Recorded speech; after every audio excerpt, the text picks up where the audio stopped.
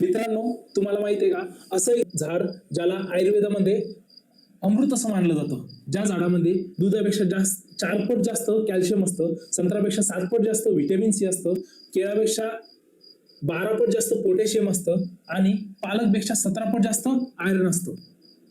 पण धक्कादायक गोष्ट अशी आहे की आपल्या घर अंगणात आणि सभोवताली ते सापडून सुद्धा आपण त्याची फक्त भाजी करतो, पण त्याची भाजी न करता जागतिक बाजारपेठेत त्याला सोन्यापेक्षा जास्त मागणी आहे. तर मग तुम्ही म्हणसाल असं कोणतं झाड आहे ज्याला जागतिक बाजारपेठेत पण मागणी आहे आणि त्याचे सर्वच झाडाचे पान, पाला, शेंगा सर्वच उपयुक्त ठरतात. तर त्या झाडाचं नाव आहे शेवगा. शेवगा झाडाचं तेल, त्यानंतर त्या पानाची पावडर याला जागतिक बाजारपेठेत खूप जास्त मागणी आहे. तर नमस्कार मित्रांनो, माझं नाव नितीन शेजूळ. आपलं स्वागत करतो मी मंथन या युट्यूब चॅनलवर. तर आज आपण बघणार आहोत शेवगा, पौष्टिक तत्व आणि मूल्य आधारित उत्पादने.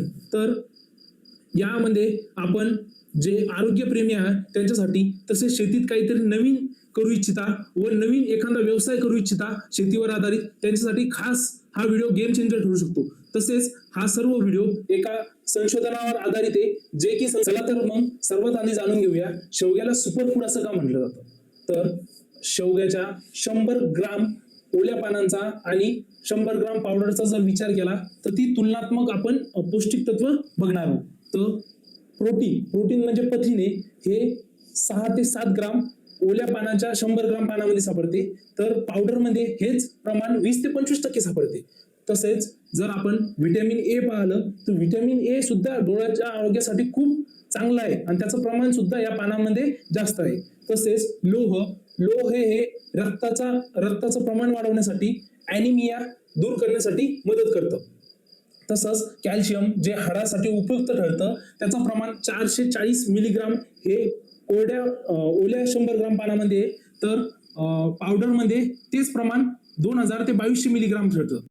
संशोधनानुसार शेवगा हा 300 पेक्षा जास्त आजारांवर गुणकारी ठरते. त्यामध्ये महत्वाचे आजार म्हणजे मधुमेह आणि रक्तदाब, शेवगाचे सेवन केल्यामुळे रक्तातील साखर आणि बीपी नियंत्रण ठेवण्यास मदत करते. तसेच रोग प्रतिकार क्षमता वाढवण्यास मदत करते.